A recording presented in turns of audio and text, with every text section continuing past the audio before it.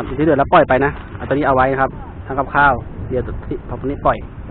เดี๋ยวปล่อยเลยนะครับถ้าเอาไว้นานเดี๋ยวมันจะตายซะก่อนนะครับเดี๋ยวปล่อยไปนะไว้จนตื่นนี่ครับโอ้ไม่ตายโอเค